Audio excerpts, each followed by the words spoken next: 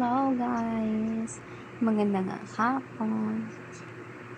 Sorry agad yung fast lock ko ngayon.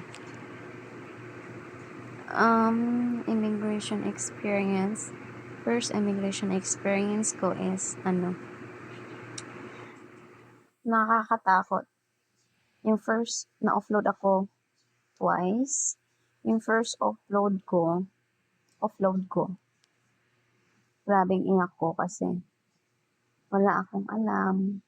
Tsaka first time ko nga, hindi ko alam kung anong gagawin ko.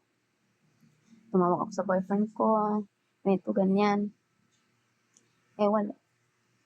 Pinunit yung ticket ko, yung boarding pass.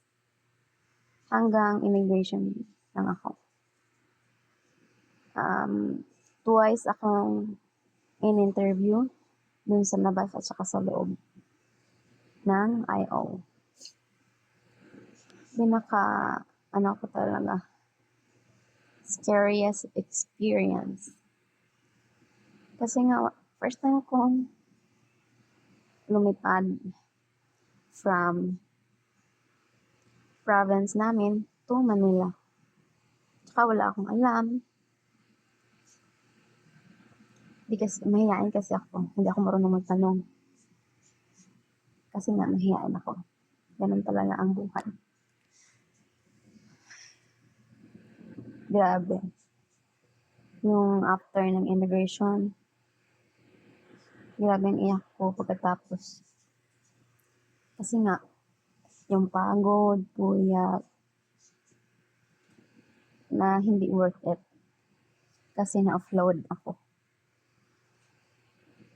Wala ang magawa yung boyfriend ko. After that, naghintay pa ako sa airport ng hindi one day. Siguro mga 12 hours. Kasi naghintay ako ng flight ko pa uwi ng CDO. Wala hindi ako nakalipad. Tsaka, grabe yung mga tanong ng immigration officer. Talagang, yung tanong na hindi mo masasagot. Prepare naman ako, pero wala akong confidence ng mga time na yon. Kasi nga, first time ko nga mag-travel around, first time ko mag-travel outside the Philippines. At saka, wala talaga akong confidence as myself.